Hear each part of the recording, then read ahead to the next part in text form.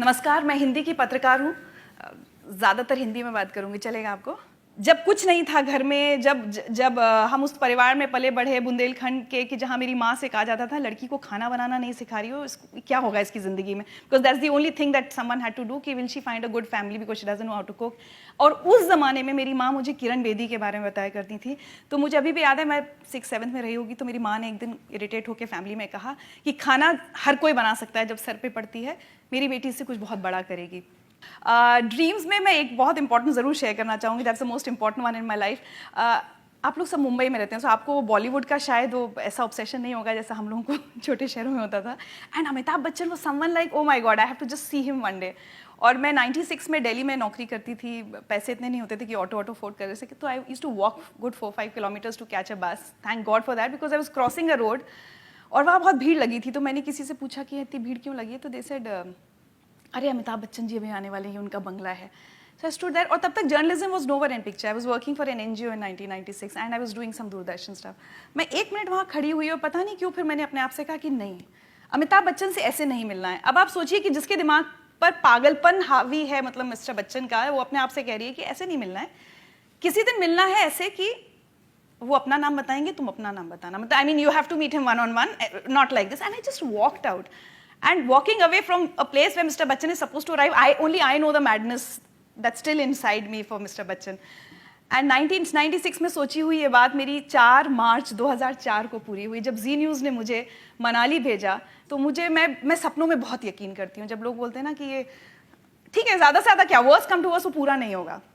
So my first life lesson to everyone is, and please don't discourage your children from seeing dreams. वो बहुत weird बातें करते हैं, but मेरी बेटी तो गाती है और वो कहती है मुझे सिंगर नहीं बनना, मैं फिर भी बहुत बड़े बड़े सपने उसको लेकर भी देखती हूँ। जर्नलिज्म की अगर बात करूँ, करियर की, मतलब फिर हार्डकोर न्यूज़ में मेरी एंट्री हुई 2002 में। 2002 से 5 तक मैं जी न्यूज़ में थी। 5 के बाद मैं चैनल 7 गई। तब मुझे लोगों ने कहा कि you have offers from NDTV, you have offers from Aaj Tak, other channel which are well established. तुम एक ऐसे चैनल में जा रही हो जो तो अभी शुरू भी नहीं हुआ, channel 7, no one new also. So I always tell people, do what you want to do, not what you should do. As a reporter only I started, but थोड़ा सा हाँ मेरा बेंट इमोशनल स्टोरीज की तरफ ज़्यादा था, human stories की तरफ ज़्यादा था। तो एक्चुअली 2006 के आसपास एक टाइम आया था where I wanted to run away from journalism because I realise this is not what I want to do. और शायद जिंदगी लाइव मेरी जिंदगी में नहीं आता तो मैं जर्नलिस्ट रहती भी नहीं। But thankfully as a nice game of destiny, some superstar who had to do Zindagi Live, she did not do, so it came to me like a कि अच्छा मिल गया। And it's very good जब life में ना, जिंदगी में आपसे लोग बहुत एक्सपेक्टेशन ना रखें। अब कहाँ एक हीरोइन करने वाली थी, फिर कहाँ ऋचा अनिरुद्ध करेगी, अच्छा ये करेगी, so marketing also lost interest, everybody lost interest, very nice. And my colleagues used to come and tell me, कौन देखेगा ये, रुला रही हैं आप बैठे। जब एडिट हो रहा था, शो ऑन एयर भी नहीं हुआ था, so I had my colleagues coming and telling me आपका शो ना कोई देखने वाला नहीं है। सो आई स्टूड, ठीक है, कोई नहीं देखेगा।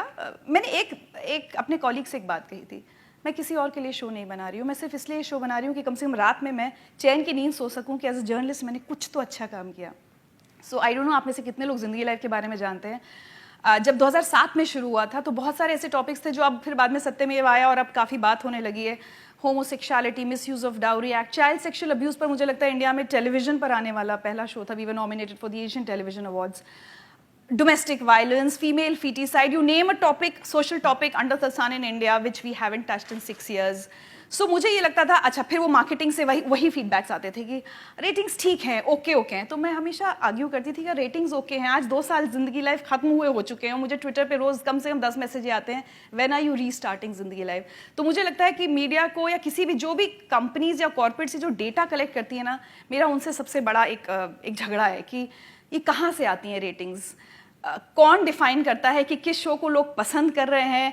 So again, go against the set systems, please, because if you have to do something which is unique or which you want to stay happy in life, आपकी ज़िंदगी में तरक्की हो ना हो, लेकिन कम से कम आप खुश रहेंगे अपने उससे। ज़िंदगी लाइव ने, मुझे बहुत लोग ये पूछते हैं कि ज़िंदगी लाइव ने क्या आपकी ज़िंदगी बदली। उससे पहले एक चीज़ ये ज़रूर बोलूँ कि जब रेटिंग्स नहीं आती थी तो मैं कभी कभी अगर लगता था कि रेटिंग्स नहीं आ रही तो मैं हमेशा सोचती थी what is that's keeping me going to do ज़िंदगी live. A mail from a girl in Allahabad saying कि I was on sleeping pills for last 4 years, मैं ज़िंदगी लाइव देखकर मैं जिंदा हूँ, शायद नहीं तो अभी तक मैं सुसाइड कर चुकी होती। कोई लड़का कह रहा है कि आपने कैंसर का एपिसोड चलाया, मेरी माँ को कैंसर था, मुझे उससे हिम्मत मिली। तब आपको लगता है कि चाहे सारी दुनिया गलत कहे, आपने अपना काम सही किया। If you been able to change even one life through your work, as a journalist I'm saying that, it gives me the satisfaction. और ज़िंदगी लाइफ ने मुझे खुद कैसे बदला, 2007 तक मुझे भी प्रॉब्लम्स होती थी, ओहो उसकी सैलरी इतनी है, ओहो ये मेरी लाइफ में कितने प्रॉब्लम हो गए, अरे मैं बीमार पड़ गई, मेरे साथ इतनी प्रॉब्लम्स की होती हैं. Guys, stop complaining about the problems in your lives. You haven't met parents who've lost their only child, Sandeep Unni Krishnan, in 26/11. You haven't met a daughter whose father was burnt alive in front of her eyes in 84 riots. आप उस पिता से नहीं मिले हैं जिसके गुजरात दंगों में जिसकी आंखों के सामने उसकी बेटी का बलात्कार हुआ था. I mean, over 6 years. I mean, अब आज हम थोड़ा हंस के कह लेते हैं कि हम रोए हैं. मेरे बगल में एक ऐसे कहानियाँ सुनी है मैंने कि उसके बाद अगर घर आकर मुझे इस बात पर दुख हो कि मेरे पास oh my God why don't I have a Zara suit, तो मुझे खुद पर शर्म आनी चाहिए, या मेरे पास ऑडी या मर्सिडीज़ क्यों नहीं है.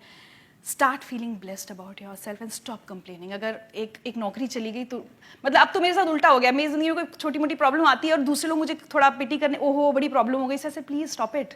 मैंने इतना दुख जिंदगी में दूसरों का देख लिया है कि अब कोई दुख नहीं लगता मुझे. So as a person I have changed and people tell me who watched जिंदगी life, their lives have changed because of this. And now coming back to the third lesson, I am always willing to take risks. जिस दिन मैंने IBN 7 से 2013 में इस्तीफा दिया था, मेरा आशुतोष से बहुत झगड़ा हुआ था. घर आई, मैंने अपने हस्बैंड को फ़ोन किया, EMI संभाल लोगे? ही सेड क्या हो गया, झगड़ा हुआ ऑफिस में? आई सेड हाँ, I want to quit my job. He said हाँ हो जाएगा. सो एंड मुझे लगता है इस देश की 80% जनता EMIs के लिए काम करती है. आज हमसे कोई कहे कि तुम्हारा लोन फ्री कर दिया है तो हम सब शायद नौकरियां छोड़कर घर बैठ जाएंगे. My husband says a very good thing, he says you have everything to gain nothing to loose.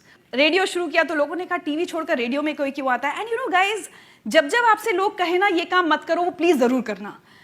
उसमें आपको जितनी सक्सेस मिलेगी और जितनी खुशी मिलेगी ना, ट्रस्ट में वो किसी और में नहीं मिलेगी. At every stage of life मैंने देखा है 4 लोग आके आपको बोलेंगे आप बेवकूफ़ हैं. सो मुझे लगता है एज जर्नलिस्ट हम बहुत गलत डेफिनेशन बना लेते हैं कि लोग क्या देखना चाहते हैं और क्या सुनना चाहते हैं, हम अज्यूम कर लेते हैं. थैंकफुली दिल्ली मेरी जान is doing very very well. Now the channel wants to make it a 2-hour show from a 1-hour show. So I have defied all logics. Last, value the people in your life. हम बहुत mechanical हो गए. आज अगर मैं यहाँ खड़ी हूँ, आशुतोष यहाँ खड़े हैं, या जितने भी स्पीकर्स यहाँ आएंगे, मुझे पता है ये मोटिवेशनल टॉक्स में आना क्यों अच्छा नहीं लगता. ऐसा लगता है मैंने अपनी ज़िंदगी में बहुत महान काम किया है. I am sorry if we think that we are successful और wherever we are because हम बहुत महान हैं. It doesn't work and we are highly mistaken. अगर हम पीछे मुड़कर देखते हैं तो अपनी ज़िंदगी के हर मोड़ पर, आप सबकी ज़िंदगी में आपको कोई एक ऐसा इंसान याद आएगा जिसने उस वक्त आपकी हैंड होल्डिंग की होगी, जो अगर वो नहीं करता तो आप वहाँ नहीं होते जहाँ हैं. These days, a lot of organizations, we have to actually ask each and every word. News anchors are doing a teleprompter reading कि भैया जो teleprompter पे लिखा है वो पढ़ दो. हमने वो freedom enjoy किया है. तो ज़िंदगी लाइफ wasn't मतलब मैंने अकेले नहीं बना लिया. या दूरदर्शन की नौकरी मुझे किसी एक शख्स ने तो मुझ पर भरोसा करके दी होगी. किसी ने रेडियो में मुझे बुलाया तो कोई तो एक शख्स होगा. किसी ने जब when I was feeling let down तो पुश किया होगा, no you can do this. मुझे हमेशा ऐसा लगता है लाइफ में, कभी भी आपकी ज़िंदगी में कोई दिक्कत आए, कोई काम में अड़चन आए, एक बार अपने आप से ज़रूर पूछिए दिल से कर रहे हैं या मजबूरी में कर रहे हैं. मजबूरी में कर रहे हैं तो अगर वो नौकरी भी है, करोड़ों की भी है, नॉट वर्थ इट. और दिल से कर रहे हैं और कोई काम है जिसमें नुकसान भी हो रहा है, I think it's still worth it. So I think that's all from me. And जिंदगी लाइफ में 6 साल में मैंने जितने भी मतलब I interview from a Boman Irani, Raju Hirani जैसे celebrities, to Kapil Sharma, to super 30 का जो टीचर हैं जो पटना में आनंद पढ़ाते हैं IIT के बच्चों को. एक क्वालिटी मैंने हर एक में देखी है, they've never given up in life. कितना भी हो जाए, और मुझे लगता है कि कोई भी डार्केस्ट फेज आपकी लाइफ में आए, please always remember this has to pass. और नीलम कटारा जी का नाम सुना होगा आप लोगों ने, नीतीश कटारा सन वाज किल्ड. वो जब जिंदगी लाइफ में आई थी, मैंने उनसे पूछा था, ma'am do you ever ask your self why me, because you were a happy family, husband wife, 2 बेटे, doing very well in life, everything. So and suddenly आपके एक बेटे का मर्डर होता है, with in I think a year your husband dies and it's all shattered. So do you ever say why me? And you know what she said? She said, Richa, मेरी ज़िंदगी के 50 साल जब मैं बहुत खुश थी, एक बहुत प्यार करने वाला हस्बैंड था, जान छिड़कने वाले बेटे थे, तब तो मैंने कभी नहीं कहा भगवान से why me. So आज जब मेरी ज़िंदगी में परेशानी आई है तो मैं क्यों कहूँ? I don't have the right to say why me. So these are the real teachers in your life. और आपको अपनी ज़िंदगी में सड़क पर भी ऐसे टीचर्स मिलेंगे. Always keep your eyes and ears open for such teachers. I do that because of ज़िंदगी life. And smile no matter what. Thank you.